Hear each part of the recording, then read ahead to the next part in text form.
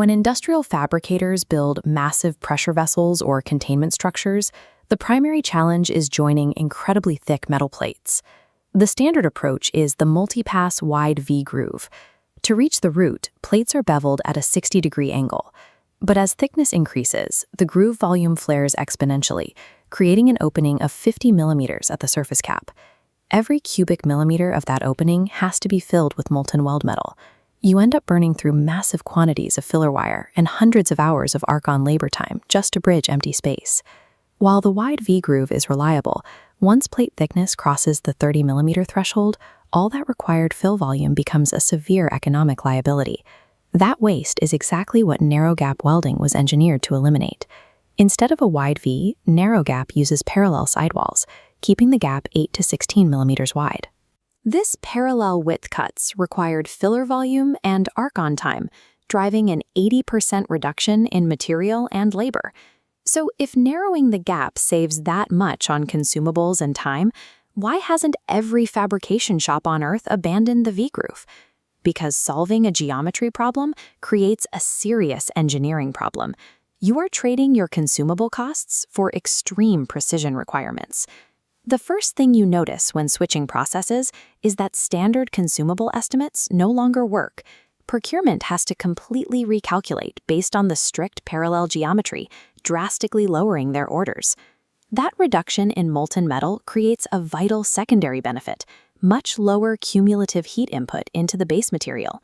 This chart maps the thermal effect on the metal. With fewer weld passes and less total heat, the parallel joint significantly reduces thermal shrinkage across the plate, preserving the structural dimensions without heavy distortion. The trade-off for that stability is physical access. Working inside a tight parallel trench makes traditional interpass cleaning, like grinding out slag or brushing between weld layers, physically difficult. The joint is cheaper to fill and distorts less, but it demands absolute interpass discipline to ensure impurities aren't trapped between layers.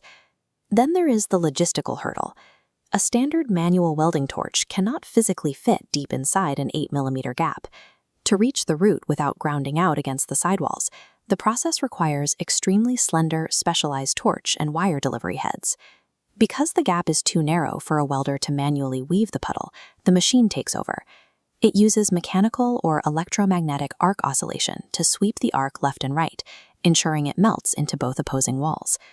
This entirely removes the flexibility of manual welding. Shops are forced to rely on highly mechanized systems like narrow gap submerged arc or GTAW setups. The massive savings in daily wire and flux consumption have to be weighed against the heavy upfront capital expenditure of acquiring these specialized torch delivery systems. Even with the right equipment, narrow gap welding leaves zero margin for spatial variation in upstream preparation. The groove's width, straightness, and sidewall angle must be perfectly machined to incredibly strict tolerances before the first arc is ever struck. Look at what happens in this animation if the machining is slightly off. If the groove suddenly widens mid-length, the automated oscillating arc cycle isn't wide enough to reach the metal. It simply misses the face entirely. This creates what the industry calls lack of sidewall fusion. It is the signature defect of narrow gap welding, and it sits hidden beneath the surface. A traditional wide V-groove is highly forgiving of fit-up errors. If a gap widens, a welder can see it and manually widen their weave on the fly. Narrow gap welding cannot compensate for bad upstream work. If your machining isn't perfect, your weld won't be either. That brings us to the final hurdle: proving the structural integrity of a highly critical weld that was performed essentially blind deep inside a trench. Traditional radiographic X-rays struggle here. Because lack of sidewall fusion is a tightly closed planar defect, an X-ray shooting straight through the joint will often fail to capture it. Shops must deploy advanced volumetric non-destructive testing. They rely on angle beam ultrasonic testing to bounce sound waves through the metal, hunting down hidden vertical flaws. The economic penalty here is brutal. Excavating and repairing a lack of fusion defect deep inside a narrow gap will instantly erase all the financial gains you made on the faster process.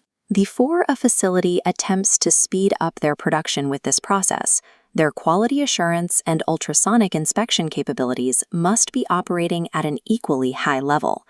This flowchart maps out the actual decision logic for upgrading your fabrication process. The primary filter is material thickness. If you are building heavy wall pressure vessels, nuclear components, or thick pipe girth welds over 30 millimeters, and you have the precise machining and ultrasonic testing capabilities to back it up, the consumable savings make Narrow Gap the clear winner.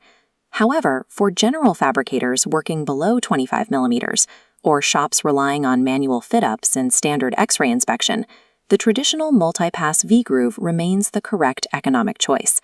The reality check is simple. If you cannot control joint geometry with absolute consistency, the money saved on filler wire is an illusion. Narrow gap welding is a commitment. It requires heavy industrial fabrication shops to adopt the precision culture and tight tolerances of aerospace engineering.